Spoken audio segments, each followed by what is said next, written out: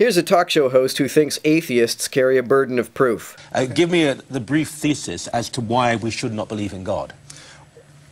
Well, why we shouldn't believe in God really depends on what you mean by belief. Whether or not we should accept the arguments really has to do with whether they correspond with the facts. Well, there can be no absolute certainty that there isn't or there is. I mean, obviously, you're an intelligent man. You would never say atheist. I mean, atheism is rationally impossible. If there can be no absolute certainty that there isn't or there is a God, and if that's why atheism is rationally impossible, then theism is just as rationally impossible. You can strongly doubt. You can strongly believe. If there was absolute proof, then God wouldn't be loving, he wouldn't give us freedom. There has to be that room and not to believe. You have to want to find him. I can see why a theist would say that Yahweh wants us to have the freedom to choose whether to worship him or not, but I don't get why it would not be loving for us to not have the choice but to believe he exists. Is there such a thing as atheist angels? Angels apparently have the freedom to not worship Yahweh because we are told that that's the choice Satan made. But did Satan have the freedom to be an atheist? If not, does Yahweh not love the angels? Right. But so why, speaking to viewers out there, hundreds of thousands of people watching,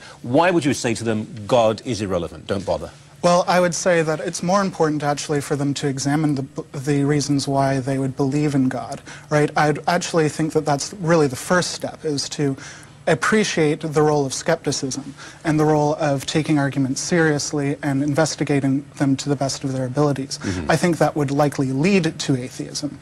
I don't think that it's necessary for people to have arguments for being atheists, rather that they should come to the conclusion that makes the most sense to them. Why?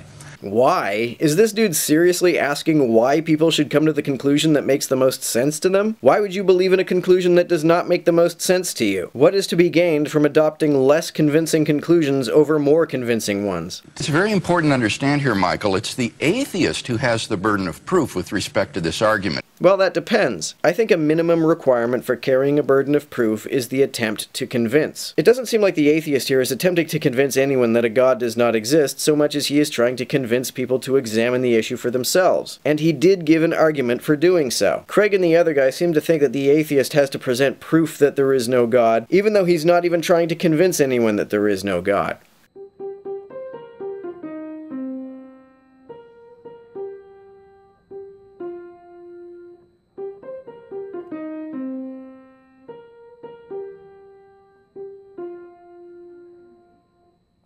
To everyone who helps me out on Patreon, you're a big help. Thanks so much.